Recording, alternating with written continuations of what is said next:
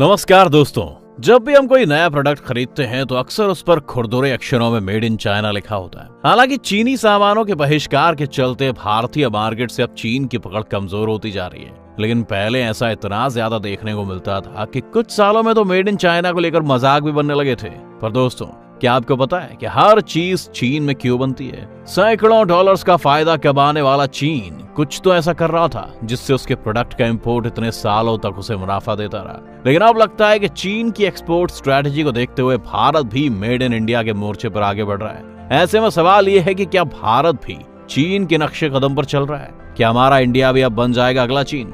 इन्हीं सवालों के जवाब जानने के लिए बने रहिए हमारे साथ अंत तक। सैकड़ों वर्षों तक भारत पृथ्वी पर सबसे अमीर देशों में एक था, जो ग्लोबल व्यापार का लगभग 25% हिस्सा था। और फिर इंडिया में आए ब्रिटिशर्स। अंग्रेजों ने भारत के रॉ मटेरियल्स को अपनी फैक्ट्रीज में इस्तेमाल करते हुए अपने प्रोडक्ट को इंडिया में ही बेचना शुरू कर दिया। अगर देखा जाए तो ऐसा करके अंग्रेजों ने आज के मायने में इंडिया से कुछ 45 ट्रिलियन डॉलर्स कमाए। अंग्रेजों के जाने के बाद इंडिया ने अपनी सरकार बनाई। वहीं चीन में भी कम्युनिस्ट पार्टी सत्ता में आ गई। दोनों देश वेस्टर्न देशों के साथ व्यापार करने से खतरा रहे थे, तो दोनों ने खुद का उत्पादन बनाकर खुद ही के बाजार में बेचना शुरू कर दिया। इंडिया और चाइना के लिए स्ट्रैटेजी बहुत अच्छी नहीं रही, पर Taiwan, Hong Kong, Singapore, south Korea जैसे देशों की इकोनॉमी में सुधार आ गया, जिसके बाद से देश ईस्ट एशियन टाइगर्स के नाम से पहचाने जाने लगे। 60 के दशक के अंत में उनके पास सस्ते लेबर से औद्योगिक जानकारी थी और उन्होंने टेक्नोलॉजी को खुले हाथों से अपनाया। बाजार में बिकने वाले जितने भी खिलौने और कपड़े थे, इन सब का प्रोडक्शन एशियन टाइगर देशों में होने लगा। मार्केट में एशियन टाइगर का दबदबा देखकर चीन भी छोटे छोटे कदम बढ़ाकर सिंगापुर से अच्छे उत्पाद की तकनीक सीखने लगा और वही तकनीक अपने देश की प्रोडक्शन फैक्ट्रीज में अपनाने लगा। 1978 में पीपुल्स रिपब्लिक ऑफ चाइना के नेता देंग शियाओपिंग ने विदेशी कंपनियों को अपने देश में स्थापित करने की अनुमति देते हुए ओपन डोर पॉलिसी की घोषणा की। ओपन डोर पॉलिसी में चीन का सबसे बड़ा फायदा था कि उनके पास बहुत ही कम कुशल कार्यबल था, जो बड़ी बड़ी फैक्ट्रियों को मजदूरों से भर सकता था। चीन के अंदर विदेशी पूंजी कमाने की भूख भी ज्यादा थी, तो विदेशी पूंजी, विदेशी ज्ञान और विदेशी निवेश में चीन की दिलचस्पी काफी बढ़ गई थी। और जब इन सब का सही दिशा में उपयोग किया गया तो दुनिया ने चीन में वैश्विक विनिर्माण में एक बड़ा बदलाव देखा। अब सस्ते सामान, खिलौने, कपड़े आदि चीजों में चीन ने भी बाजारों में अपनी छाप छोड़ना शुरू कर दिया। और फिर 1978 में ओपन डोर पॉलिसी के बाद से 80 और 90 के दशक में चीन ने हर साल लगभग 10% की वृद्धि की।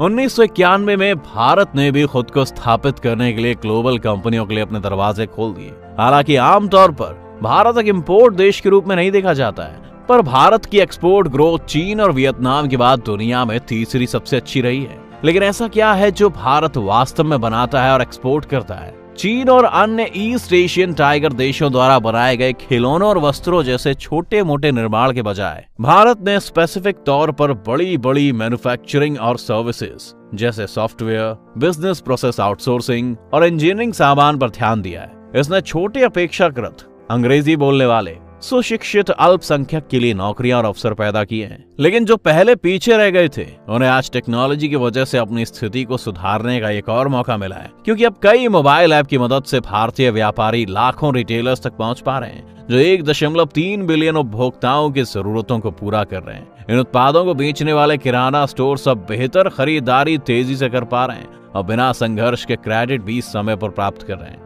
एक और आर्थिक वृद्धि इलेक्ट्रिक कारों से लेकर टेक्सटाइल तक हर चीज को बनाने के लिए निर्माताओं को सरकारी सब्सिडी के रूप में आ रहा है। लेकिन इस बढ़ती अर्थव्यवस्था को और बेहतर बना सकती है भारत की बढ़ती आबादी, जो आने वाले दशकों में चीन से भी अधिक हो जाएगी। अगर अब भारत अपने आर्थिक विकास की दिशा में सावधानी से काम करता है तो अगले दशक में 500 मिलियन भारतीय मिडिल इनकम ग्रुप में प्रवेश कर लेंगे, जो दुनिया में कहीं भी मध्यम वर्ग में सबसे बड़ी वृद्धि होगी।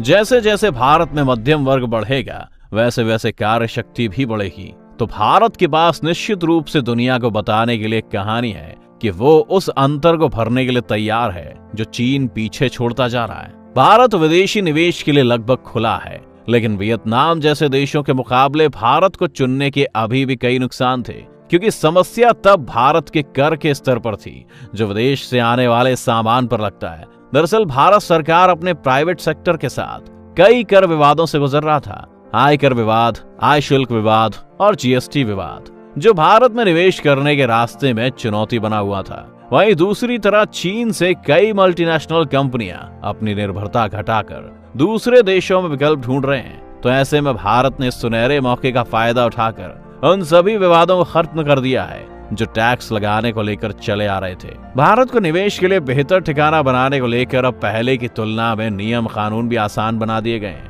जो भारत के लिए एक बेहतर अवसर साबित हो सकेंगे। भारत द्वारा एक और चूका अवसर इसकी बेरोजगार महिला आबादी है। भारत की महिलाओं की व्यापार में भागीदारी दुनिया में सबसे कम है। हालांकि भारत सरकार ने व्यवसाय करना आसान बनाने के लिए कदम उठाए हैं। गुड्स एंड सर्विसेज टैक्स या जीएसटी ने कई स्टेट एंड फेडरल टैक्स को सिर्फ एक टैक्स में तब्दील कर दिया है। अब भारत सरकार ने रेट्रोएक्टिव टैक्सेशन की अनुमति देना बंद कर दिया है। लेकिन भारत को और भी आगे जाना होगा अगर उसे अपने सबसे बड़े कंपेटिटर चीन को चुनौती देनी है। तो ऐसा हम इसलिए कह रहे हैं क्योंकि अब तक मोदी का मेक इन इंडिया अभियान कुछ ही राजनीतिक रूप से जुड़ी कंपनियों के एक चुनिंदा समूह को ही लाभ दे पा रहा था। ज्यादा टैरिफ और अन्य व्यापारिक बाधाएं मेक इन इंडिया को सिर्फ मेक फॉर इंडिया तक ही सीमित कर पाया, जबकि ये समय दुनिया के लिए चीजें बनाने का बहुत बड़ा अवसर है। उदाहरण के तौर पर भारत मानव बाल का बड़ा एक्सपोर्टर है। मंदिरों में बालों की बलि देने की भारत की परंपरा और अलग अलग घरों से बाल बचाने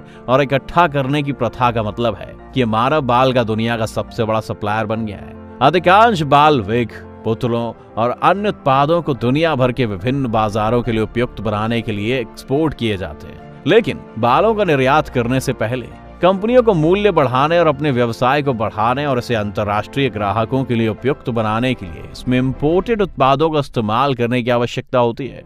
उदाहरण के लिए, जब कंपनियां और अच्छे बाल बनाना चाहती हैं तो उन्हें कैराटिन जेल जैसे उत्पादों को इंपोर्ट करने की आवश्यकता होती है। एक तरह का प्रोटीन जेल जो इटली या चीन में बनाया जाता है, जिसे ग्राहक पसंद करते हैं। जब इस तरह के इंपोर्ट चलन में आते हैं तो छोटी फर्मों के विकास के लिए प्रक्रिया चैलेंजिंग हो जाती है। आप सोच रहे होंगे कि चीन या इटली से उत्पादों का इंपोर्ट करना कितना मुश्किल होता होगा, लेकिन अब तक इन इंपोर्ट चुनौतियों के अलावा इंपोर्ट टैक्सेस को आमतौर पर अधिक रखा जाता है। हालांकि पहले भारत की सरकार स्थानीय बिक्री बढ़ाना चाहती है, लेकिन भारत में बाल उद्योग अभी तक इतना विकसित नहीं है। इसलिए भारत की बाल बनाने वाली कंपनियों के लिए इंपोर्ट एक बड़ी आवश्यकता है। ऐसे में भारत सरकार को इंपोर्ट ड्यूटी को लेकर उठाए गए बड़े कदम मेक इन इंडिया अभियान के बीच आने वाली रुकावटों को कम करेगी। अब तक भारत एक ऐसी इकोनॉमी है जिसे हमेशा चीन के बगल में माना जाता है, लेकिन हर बार जब ये विषय आता है तो भारत तब भी अगला चीनी होता है। लेकिन जिस तरह से चीन सस्ते श्रम का फायदा उठाता आ रहा था, अब वो मौका भी उसके हाथ से निकलता जा रहा है। ऐसे में भारत का अन्य देशों की कंपनियों के लिए अपने दरवाजे खोलना लाभदायक साबित हो सकता है। तो दोस्तों, अब तक भारत एक ऐसी इकोनॉमी है जिसे हमेशा चीन के बगल में माना जाता है, लेकिन क्या भारत के छोटे छोटे कदम देश को बड़ी कामयाबी दिला पाएंगे? क्या वाकई भारत बन पाएगा नेक्स्ट मैन्युफैक्चरिंग हब? अपनी राय हमें कमेंट करके जरूर बताएं।